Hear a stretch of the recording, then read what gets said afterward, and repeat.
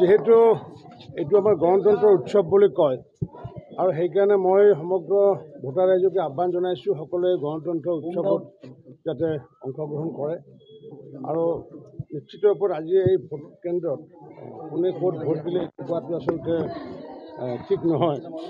গতিকে আমি যি দলৰ বা যি মিত্ৰজোঁটৰ স্বাভাৱিকতে মিত্ৰজোঁটৰ আমাৰ প্ৰাৰ্থীয়ে জয়লাভ কৰিব।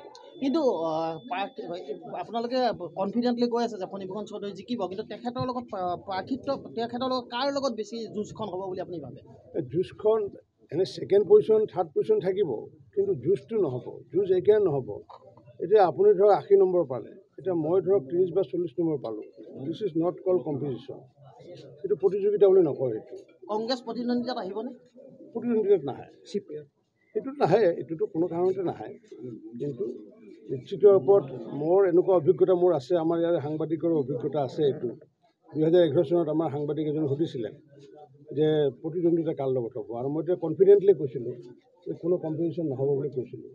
আৰু হয়ো ৰিজাল্ট যেতিয়া পালোঁ 2011 চনত দেখিলোঁ যে মই প্ৰায় 21,000 মাৰ্জিনত জিকিছিলোঁ আৰু বাকী প্ৰাৰ্থীবিলাকৰ ছিকিউৰিটি ফৰফিট হৈছিলে।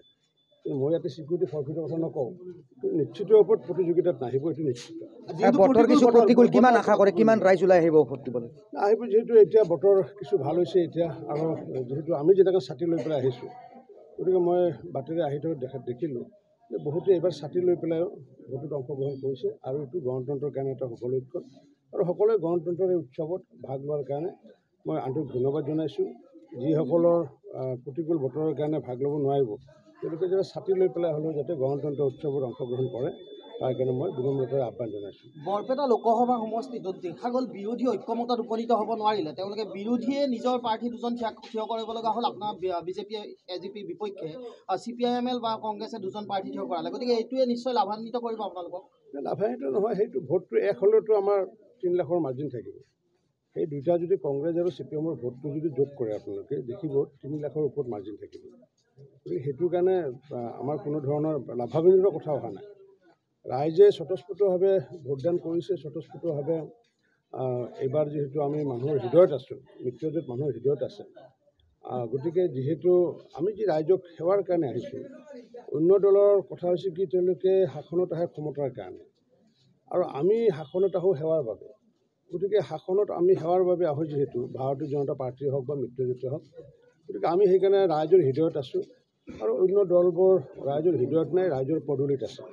বৰপেটাৰ কি সমস্যা এবাৰ বিশেষভাৱে সমাধান হোৱাটো আপোনালোকেও বিচাৰিছে? আপুনি যিহেতু বৰপেটাৰ এজন মন্ত্ৰী, অসম চৰকাৰৰ এজন সন্মানীয় মন্ত্ৰী, গতিকে বৰপেটাৰ কি সমস্যা এবাৰ সাংসদজনে বিশেষকৈ বৰপেটা হওক বা আমাৰ হাজো, কাৰণ সেইপিনে হাজো ইপিনে পৰিছে মানে বৰপেটা লোকসভা, ইপিনে বৰপেটা পৰিছে, ইপিনে অভয়পুৰী পৰিছে। গতিকে অভয়পুৰী হওক, বৰপেটা হওক, বহৰী হওক, হাজো হওক, গৈ পেলাই আমিনগাঁৱলৈ এটা ৰেলপথ, এটা ৰাইজৰ দীৰ্ঘদিনীয়া দাবী এটা আছিলে, আমিও সেই দাবী কৰিছিলোঁ। আমি যেনিবা সেইটো সৰ্বভোগ জংচন হিচাপে লৈ পেলাই কৰাৰ কথা কৈছিলোঁ। এই জংচন যোনপিনে নহওক কিয়, বঙাইগাঁৱতে হওক বা লেংটিচিঙা হৈয়ে হওক বা সৰভোগ হৈ পেলাই হওক, মুঠতে ৰেল লাইনেৰে কানেক্ট কৰিব লাগে, ৰাইজক কানেক্ট কৰিব লাগে, সেইটো মূল ৰাইজৰ দাবী আছিলে, মূল অভাৱ আছিলে। আৰু মই ভাবোঁ আগন্তুক দিনত হয়তো ফলৱৰ্তী হোৱাৰ এটা আশা এটা আছে, যদি ইকনমিকেলি যদি ভাইবল হয়। কাৰণ কিয় ৰেলৱেৰ যি ছাৰ্ভে, সেই ছাৰ্ভেত পূৰ্বতে ছাৰ্ভে কৰোঁতে তেওঁলোকে ইকনমিকেলি ভাইবল বুলি নহয় বুলি কৈছিলে। গতিকে আমি সেইটো আশা ৰাখিছোঁ, বৰপেটা কানেক্ট কৰিব, বৰপেটা হৈ পেলাই বহৰীয়ে হওক বা চেঙাই হওক বা হাজোই হওক বা মোকালমোৱাই হওক, এই অঞ্চলত ৰেলপথ নাই। গতিকে সেই ৰেলপথটো হ'লে নিশ্চিত ওপৰত মানুহৰ ডিষ্টেঞ্চো কমি যাব আৰু মানুহে সুবিধা পাব। যাৰ কাৰণে মই ৰাইজ কৰিব পৰা নাই, মই যেনেকৈ আমি সপৰিয়ালে ছাতি লৈ পেলাই আহি ভোটদান কৰিলোঁ, সকলোৱে যাতে ছাতি লৈ পেলাই হ'লেও আহি যাতে ভোট প্ৰদান কৰে, তাৰ কাৰণে মই বিনম্ৰতাৰে আহ্বান জনাইছোঁ। কাৰণ কিয় যিহেতু বৰষুণ আহি থাকে, আৰু অসমত বৰষুণটো আমি দেখি আছোঁ, কিন্তু এই ভোটটো এবাৰ পাৰ হৈ গ'লে 5টা বাজি গ'লে তাৰপিছত ভোট প্ৰদান কৰাৰ সুবিধা নাথাকিব। যেতিয়াই সুবিধা হয়, বৰষুণ যদি দিনভৰো আহি থাকে, ছাতি লৈ পেলাই যাতে আহে, তাৰ কাৰণে আপোনালোকৰ জৰিয়তে মই ৰাইজক আহ্বান জনাইছোঁ। কিমান আশাবাদী? আমি এইটো পূৰ্বতে মই কৈছোঁ যে 3 লাখতকৈ অধিক ভোটত আমি জয়লাভ কৰিম আৰু মইতো পূৰ্বতে যিমান ভোটৰ ফলাফল এনালিচিছ কৰি আহিছোঁ সেইটো মিলি আহিছে মানুহে কয় যে ৰঞ্জিত দাসে কৈছে যে এইটো মিলি ভোট কৰি 3 লাখতকৈ অধিক ভোটত আমি জয়লাভ কৰিম নিশ্চিত ৰূপত। দাদা গুৱাহাটীত দেখা পোৱা গৈছে কংগ্ৰেছৰ লগত যুঁজ হ'ব বুলি একাংশই কৈ আছে। যুঁজটো মানে হ'বই, যুঁজটো হোৱাত হ'ব স্বাভাৱিক কথা, দ্বিতীয় পজিশ্যন থাকিব, কিন্তু কম্পিটিশ্যন নহয়। কম্পিটিশ্যন গুৱাহাটীত কম্পিটিশ্যন নহয়।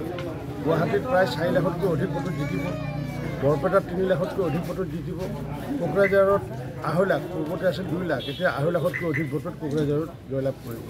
বাকী ধুবুৰীটো হাৰিম, এইটো খোলাখুলি কথা কৈছোঁ, কিন্তু ভোট বাঢ়িব, ভোট বাঢ়িব। ধুবুৰীটো আমি জিকাৰ কোনো মানে সম্ভাৱনা নাই। ঠিক আছে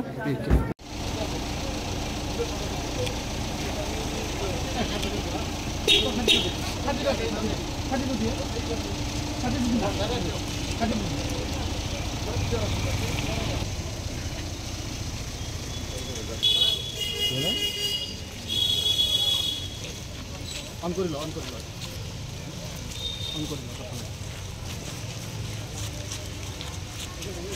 অলপ চাইড দিবা, এই তাতে মিডিয়া আছে বেৰেণ্ডাত। অলপ পিছুৱাই দিয়ক মানুহখিনি, অলপ পিছুৱাই দিয়ক, অলপ পিছুৱাই দিলে হ'ব, অলপ পিছুৱাই যাওক মানুহখিনি। দাদা অলপ আঙুলিটো দেখুৱাই দিব। হেৰি বাইদেউ পাতিছোঁ